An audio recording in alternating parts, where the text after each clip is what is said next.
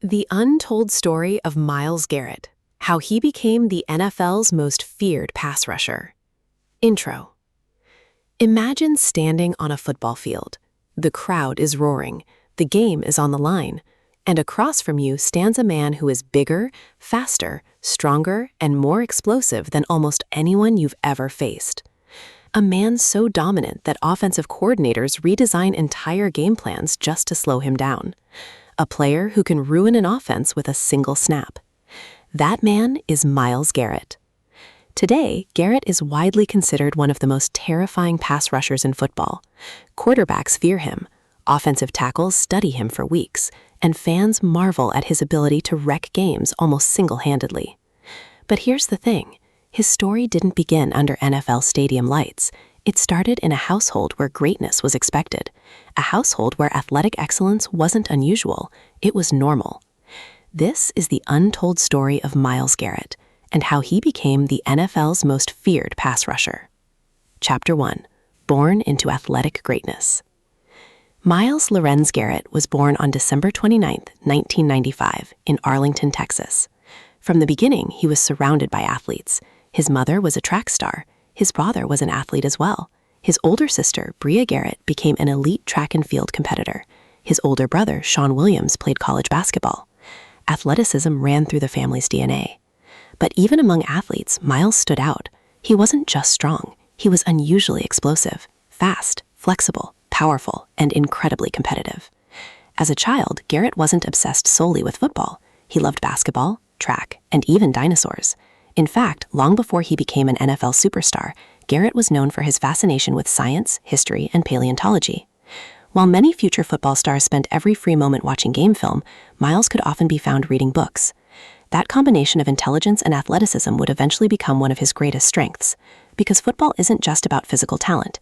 It's about understanding angles, leverage, timing, strategy, and Garrett possessed all of it. Chapter 2. The Texas Phenom. By the time Garrett reached high school at Martin High School in Arlington, Texas, people began realizing they were witnessing something special. Most defensive linemen dominate because they're bigger. Some dominate because they're faster. Garrett was both. At over 6 feet tall and already physically imposing, he moved like an athlete much smaller than his size. Opposing quarterbacks barely had time to blink before Garrett was in the backfield. Every season, his reputation grew. College scouts filled the stands. Recruiting experts ranked him among the best players in America. The offers started pouring in. Elite football programs wanted him. Everyone knew Garrett wasn't just another talented prospect. He was a potential game-changing superstar, the kind of player capable of transforming an entire defense, the kind of player coaches dream about. And eventually, he made his decision. He committed to one of the biggest football programs in the country, Texas A&M. Chapter 3. Arriving at Texas A&M. When Garrett arrived at Texas A&M Aggies, expectations were already enormous. Most freshmen need time to develop. Most freshmen spend years learning. Garrett had different plans. Almost immediately, he made an impact. His speed off the edge shocked opposing offensive linemen. His strength overwhelmed blockers. His instincts seemed years ahead of his age. Every game, he looked more dominant. Every week, his confidence grew. By the end of his freshman season, Garrett had become one of the most dangerous defensive players in college football, and he was only getting started. What made him unique wasn't simply his physical tools. Many elite athletes possess speed and strength. Garrett possessed technique. He studied opponents. He understood blocking schemes. He learned how offensive tackles reacted under pressure, and then he attacked their weaknesses. The results were devastating. Quarterbacks spent entire afternoons running for their lives. Chapter 4. Becoming a college superstar. Over the next several seasons, Garrett evolved into one of the most dominant defenders in college football. Every Saturday seemed to produce another highlight, another sack, another tackle for loss, another game-changing moment. Fans packed stadiums hoping to watch him destroy opposing offenses. NFL scouts became regular visitors. Many believed he was the best defensive prospect in the nation, and it wasn't hard to understand why. Garrett combined elite size with elite speed. His first step was explosive, his power was overwhelming, and his motor never stopped. Offensive coordinators dedicated entire game plans to slowing him down. Double teams became routine. Extra blockers became necessary. Yet somehow, Garrett continued finding ways to make plays. By the time his college career ended, he had established himself as one of the premier defensive players in the country.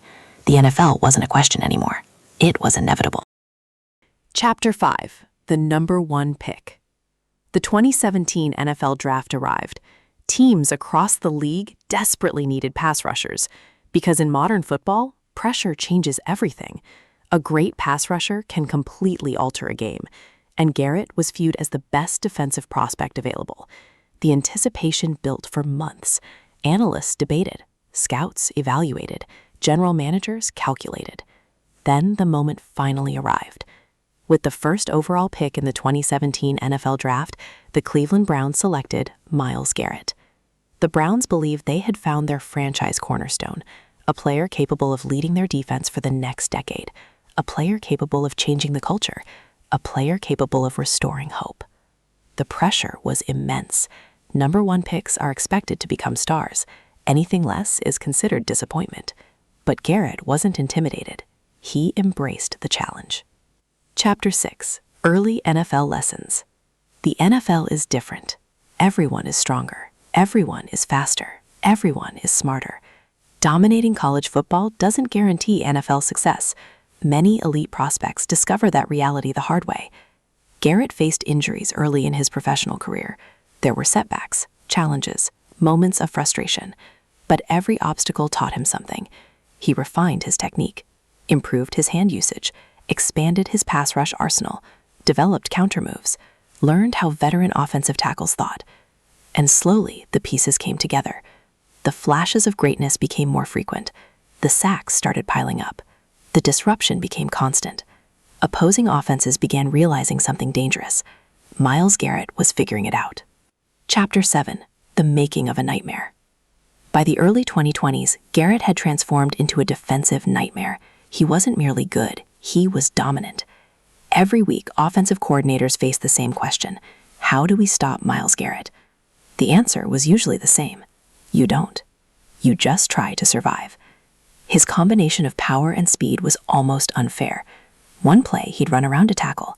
The next play, he'd drive straight through him. Then he'd fake outside and attack inside. Every snap presented a different challenge. Quarterbacks felt pressure before it even arrived. They rushed throws, made mistakes, abandoned clean pockets. Garrett's impact extended beyond statistics. His presence alone changed games. That's the mark of a truly elite defender. Chapter 8. Controversy and Redemption. Like many great careers, Garrett's journey wasn't without controversy. One incident in particular became one of the most talked about moments of his career. Critics questioned him. Fans debated his future. The media analyzed every detail. For Garrett, it became a defining moment. He faced consequences, he faced scrutiny, and he faced a choice. Allow the controversy to define him, or learn from it and move forward. Garrett chose growth. He returned focused, determined, motivated. And over time, he rebuilt trust through performance and professionalism. Many athletes never recover from major controversies. Garrett responded by becoming even better. Chapter 9. Defensive Player of the Year. The ultimate recognition finally arrived. After years of elite play, Garrett reached the summit of defensive football. He earned honors that confirmed what fans already knew. He wasn't just one of the best pass rushers. He was one of the best defensive players on the planet. Every season brought new highlights, more sacks, more pressures, more unforgettable moments. His reputation spread throughout the league. Veteran quarterbacks respected him. Young offensive linemen feared him. Coaches built entire game plans around him. Few defenders have commanded that level of attention. Even fewer have sustained it year after year. Garrett did exactly that. Chapter 10. More than football. What makes Garrett especially fascinating is that he isn't defined solely by football. He remains deeply interested in science, literature, history, art, and dinosaurs. Fans often see NFL players as one-dimensional athletes. Garrett challenges that stereotype. He's thoughtful, curious, intelligent, and unapologetically different. That uniqueness has made him one of the most interesting personalities in professional sports. Because beneath the sacks and statistics is a person who never stopped learning, never stopped exploring, and never stopped evolving. Conclusion. Today, when quarterbacks step to the line of scrimmage and see Myles Garrett across from them, they know exactly what's coming. Chaos, pressure, disruption. and the possibility that one play could change everything. But becoming the NFL's most feared pass rusher didn't happen overnight. It required years of discipline, sacrifice, learning, failure, growth, and relentless effort. From a gifted athlete in Texas, to a college superstar, to the #1 overall pick, to one of the most dominant defenders of his generation, Myles Garrett's journey is proof that greatness isn't built in a single season. It's built one practice, one workout, one lesson, and one challenge at a time.